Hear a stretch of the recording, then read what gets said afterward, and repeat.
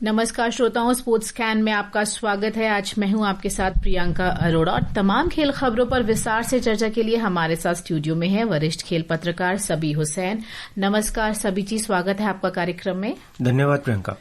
आगे चर्चा करें उससे पहले अब तक की हेडलाइंस पर नजर डाल लेते हैं। एशिया कप क्रिकेट में कल सुपर 4 मुकाबले में भारत ने पाकिस्तान को 6 विकेट से शिकस्त दी। दक्षिण अफ्रीका के खिलाड़ी क्विंटन डी कॉक ने एक दिवसीय क्रिकेट से संन्यास का फैसला वापस लिया। कोरिया बैडमिंटन ओपन कल से शुरू और सुल्तान जोहर हॉकी कप के लिए भारतीय टीम की घोषणा।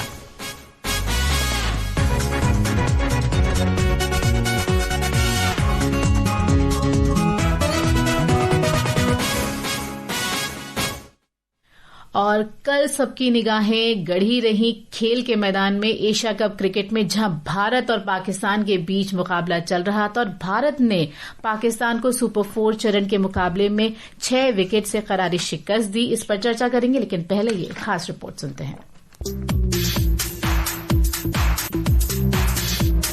कल सूर्य कुमार यादव की अगुवाई में भारतीय टीम ने एशिया कप में अपना विजयी अभियान जारी रखते हुए एक बार फिर पाकिस्तान को करारी शिकस्त दी। भारत ने टॉस जीतकर पहले गेंदबाजी करने का फैसला लिया। पाकिस्तान ने साहिबजादा फरहान के अर्धशतक की मदद से 20 ओवर में 5 विकेट पर 171 रन बनाए। जवाब में अभिषेक शर्मा की 74 और शुभमन गिल की 47 रन की जबरदस्त पारी ने भारत को दमदार शुरुआत दिलाई और दोनों के बीच पहले विकेट के लिए शतकीय साझेदारी हुई। मैच में रोमांचक मोड़ तब आया जब इस शतकीय साझेदारी के बाद पाकिस्तान ने जल्द 4 विकेट झटके, लेकिन तिलक वर्मा ने 19 गेंद में 2 चौकों और 2 छक्कों की मदद से नाबाद 30 रन बनाकर भारत को जीत दिलाई। भारत ने 18 ओवर और 5 गेंद में 4 विकेट पर 174 रन बनाकर मैच अपने नाम किया। अभिषेक शर्मा ने 5 छक्के और 6 चौके लगाए और उनकी इस ताबड़तोड़ बल्लेबाजी के लिए उन्हें प्लेयर ऑफ द मैच घोषित किया गया। इस जीत से भारत का नेट रन रेट बेहतर हो गया है और खिताब का प्रबल दावेदार बन गया है। भारत का अगला मुकाबला 24 सितंबर को बांग्लादेश से होगा। करिश्मा राय, स्पोर्ट्स स्कैन।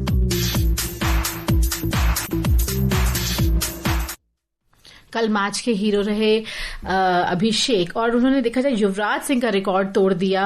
इतनी तेज अपना उन्होंने अर्धशतक लगाया, 24 गेंद में 50, जबकि युवराज ने 2012 में पाकिस्तान के खिलाफ मैच खेला था और उन्होंने 29 गेंद में 50 रन बनाए थे।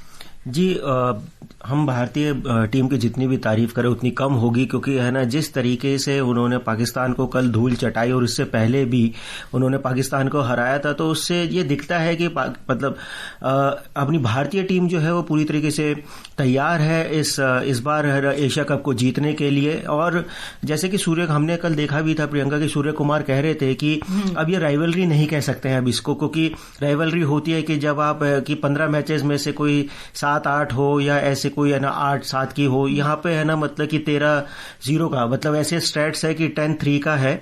लेकिन वही ये कह रहे थे कि राइवलरी अब इसको ना देखा जाए, क्योंकि यह एक तरफा कंटेस्ट होने लगे और हम भी देख रहे हैं कि जिस तरीके से भारतीय टीम हर एक जो बॉलिंग हो चाहे बैटिंग फील्डिंग हो, हर एक उसमें मतलब कि है ना मजबूत एक बनकर उभर रही है। और अब बैटिंग भी आप देखिए कि 105 रन की साझेदारी हुई शुभमन गिल और अभिषेक में, और जिसमें से अभिषेक तो जैसे कल सूर्या ने भी बोला था आइस एंड फायर की जोड़ी है, तो वो यही कहना चाह रहे थे अभिषेक फायर है और आइस जो है शुभमन गिल है जो अपना काम एंड कंपोज रखता है अपने आप को। तो एक ये साझेदारी हुई और जब 3 विकेट वो जल्दी खो भी दिए थे, जिसमें सूर्या का भी विकेट जो हमारे कप्तान का विकेट भी चला गया, तो उसके बाद भी भारतीय बल्लेबाज कहीं भी विचलित नहीं नजर आए।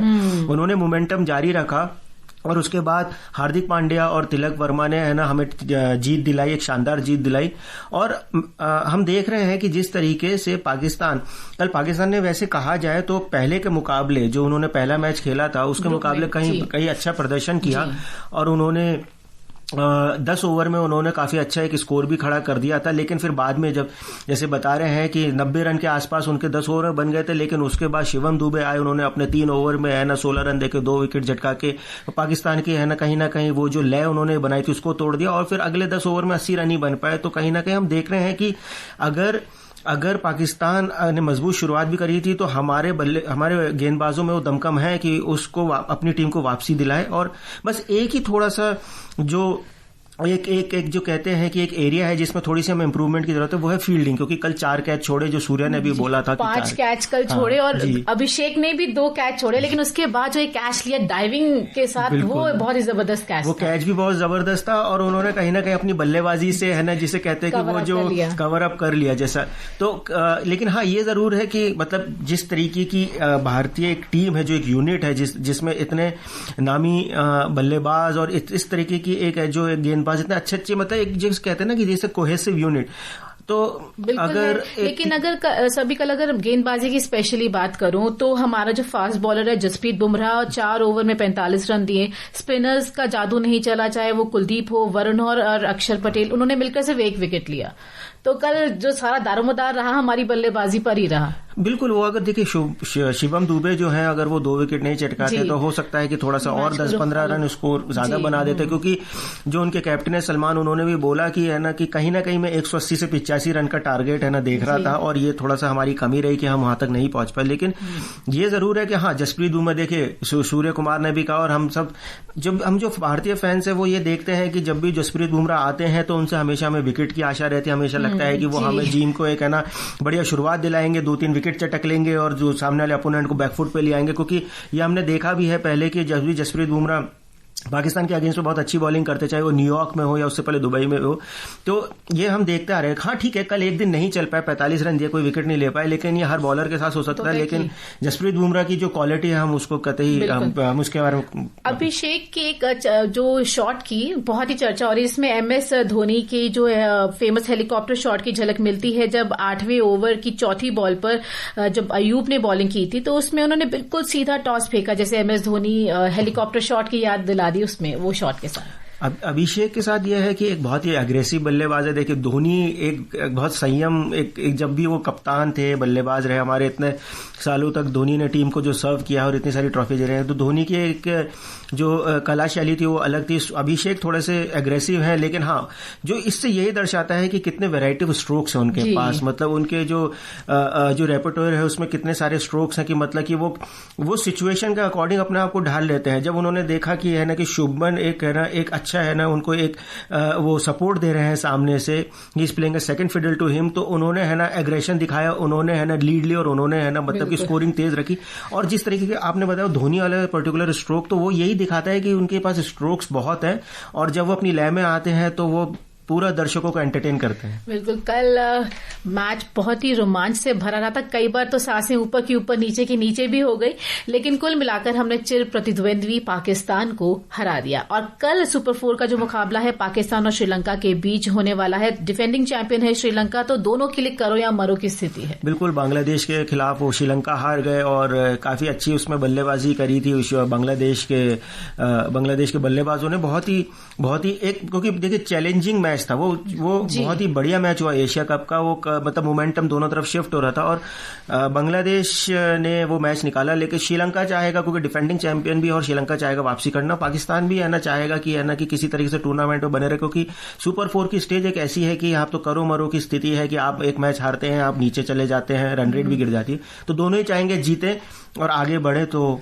इंटरेस्टिंग मैच होगा। जी, कल देखते हैं क्या रोमांच रहने वाला है एशिया कप क्रिकेट में। और क्रिकेट के मैदान में रहते हुए एक खास खबर ये है कि दक्षिण अफ्रीका के विकेटकीपर बल्लेबाज क्विंटन डीकॉक ने 1 दिवसीय क्रिकेट से संन्यास का फैसला वापस ले लिया है। अनुभवी खिलाड़ी क्विंटन को पाकिस्तान दौरे के लिए वनडे और T20 टीम में शामिल किया गया है, और नामीबिया के साथ एकमात्र T20 मैच भी खेलेंगे। तो इस वापसी के साथ क्विंटन डीकॉक ने संकेत दे दिया है कि वह विश्व कप 2027 में खेलते नजर आ सकते हैं। 2023 के बाद इस 1 दिवसीय क्रिकेट से उन्होंने संन्यास ले लिया। T20 में उन्होंने ऑफिशियली कुछ डिक्लेयर नहीं किया, लेकिन कई इंटरनेशनल मैच जो हैं नहीं खेले। क्विंटन डीकॉक के पास देखिए, उन्होंने जब संन्यास भी लिया था तो उन्होंने है ना मतलब कि बहुत सरप्राइजिंग डिसीजन था, क्योंकि उनमें अभी भी कई सालों का खेल बाकी था, और अभी भी वो है ना, जैसा कि हम जानते हैं कि वो IPL में कोलकाता नाइट राइडर की तरफ से खेल रहे हैं, और T20 में अभी भी वो बहुत अच्छा प्रदर्शन करते हैं। और हम तो देखते आ रहे हैं कि जिस तरीके से मुंबई इंडियंस के साथ जब वो थे, और किस तरीके की यादगार पारियां रही है उनकी, और ओपनर जब वो आते थे तो कई उन्होंने मैच जिताए हैं, कई मैचेस के उन्होंने है ना जिसे कहते हैं ना बिल्कुल रूपरेखा ही बदल दी। तो क्विंटन डी कॉक एक बहुत ही मजबूत बल्लेबाज हैं और साउथ अफ्रीका के बल्लेबाजी क्रम में वो वापसी वो आ रहे हैं तो मजबूती ही मिलेगी। और जाहिर से 2027 का वर्ल्ड कप सभी टीमों के लिए इंपॉर्टेंट है और ये एक अच्छा संकेत भी है दक्षिण अफ्रीका के लिए, क्योंकि दक्षिण अफ्रीका की टीम एक बहुत ही मजबूत टीम है। अब चलते हैं बैडमिंटन कोर्ट की तरफ। कोरिया ओपन बैडमिंटन टूर्नामेंट कल से शुरू हो रहा है। पुरुष सिंगल्स में आयुष शेट्टी, एचएस प्रणय और किरण जॉर्ज चुनौती पेश करेंगे। तरुण मन्नेपल्ली और मीरबा लोवांग मेसनाम कल अपने अपने क्वालिफायर मुकाबले खेलेंगे। महिला सिंगल्स में केवल अनुपमा उपाध्याय भारतीय चुनौती रहेंगी। मिक्स डबल्स में मोहित जगलान और लक्षिता जगलान खेलेंगे। इस टूर्नामेंट में कई बड़े नाम नहीं खेल रहे हैं। लक्ष्य सेन है, पीवी सिंधु है और के श्रीकांत है, सात्विक और चिराग शेट्टी की जोड़ी है वो नजर नहीं आने वाले, क्योंकि इसकी एक वजह भी रहती है क्योंकि ये खिलाड़ी जो है लगातार टूर्स पे खेलते रहते हैं। उनको अपने आप को इंजरी फ्री भी रखना होता है, बॉडी को भी देखना होता है, इनको फिजिकल अपने आप को वो देखना होता है कि कितनी उनकी बॉडी ले पाएगी। बिकॉज हमने देखा है कि मतलब कि badminton is a grilling sport और क्योंकि रैंकिंग पॉइंट्स बनाए रखने के लिए आपको है ना सुपर सीरीज और ये जो भी बड़े टूर्नामेंट्स होते खेलने होते हैं तो खिलाड़ी पिक एंड चूज करते हैं। और हमने देखा है कि लगातार ये लोग खेलते ही आ रहे थे। तो ये कोरिया ओपन में इन्होंने ब्रेक लिया है क्योंकि आगे जो है वो कई बड़े टूर्नामेंट से और खास तौर से हम देखें तो नेक्स्ट ईयर एक बहुत बड़ा जो एक टूर्नामेंट है वो जो है एशियन गेम्स है।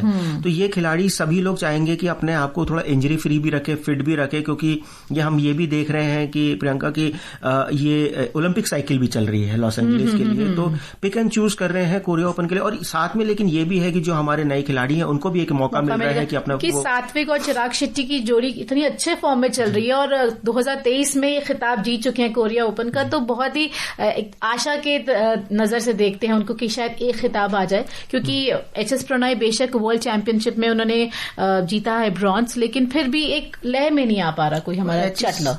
एचएस प्रणय के साथ देखिए एज भी एक फैक्टर है क्योंकि वो अपने मतलब कि अब वो एक age has caught up with him जो हम कहते हैं कि वो खुद भी कहते हैं कि वो फिजिकली अपने आप को मेंटेन करने की कोशिश तो कर रहे हैं, लेकिन थोड़ा सा वो जरूर है कि वो कंसिस्टेंसी जो है वो लैक कर रहे हैं। तो लेकिन एचएस प्रणय क्योंकि इतने हमारे पुराने खिलाड़ी तो उनसे आशाएं रहेंगी कि है ना कि वो इस कोरिया ओपन में अच्छा प्रदर्शन करें, लेकिन साथ में नए खिलाड़ियों से भी हमें आशा रहेगी कि जब जो सीनियर्स हैं वो जब नहीं खेल रहे हैं तो वो अपना अच्छा प्रदर्शन करें और इसमें अपना विजय अभियान जारी रखें।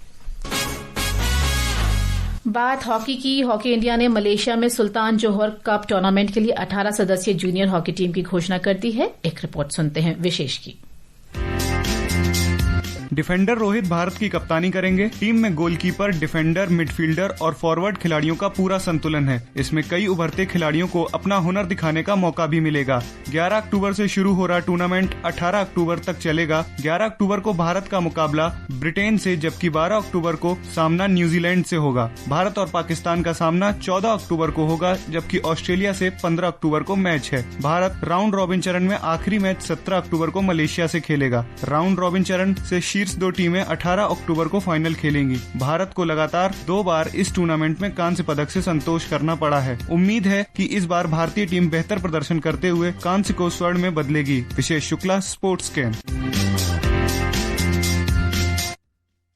28 नवंबर से जूनियर विश्व कप की तैयारी के लिए ये मैच मतलब ये टूर्नामेंट काफी अहम सिद्ध होगा। बिल्कुल, क्योंकि जूनियर वर्ल्ड कप सामने खड़ा ही है और चेन्नई और मदुरई में होगा, 2 जगह तमिलनाडु में। और जाहिर सी बात है जब आप होस्ट हैं और आप तो जो हमारे फैंस हैं, इंडियन फैंस हैं हॉकी के, वो है ना उनको काफी उम्मीदें होंगी आपसे कि हमारी टीम जो है यहाँ पर घरेलू मैदान में हमारे दर्शकों के सामने वो खिताब को जीते। तो ये एक अच्छा, और ये देखिए ये जो टूर्नामेंट है जो सुल्तान जोहर कप, ये बहुत ही जिसे कहते हैं कि टफ टूर्नामेंट, ये इजी नहीं है। इसमें जो सारी जो टीम्स हैं वो बहुत ही अच्छे प्लेयर्स आते हैं। तो एक अच्छा टूर्नामेंट होगा। इसी से हमारे जो कोच है PR श्रीजेश, उनको एक मौका मिलेगा कि जब इस टूर्नामेंट के बाद जब सिलेक्शन के लिए वो बैठेंगे कि किन खिलाड़ियों को उनको सेलेक्ट करना है हमारे जूनियर वर्ल्ड कप के लिए, तो ये बहुत अच्छा मौका है सभी खिलाड़ियों के लिए कि अपना अच्छा प्रदर्शन करें।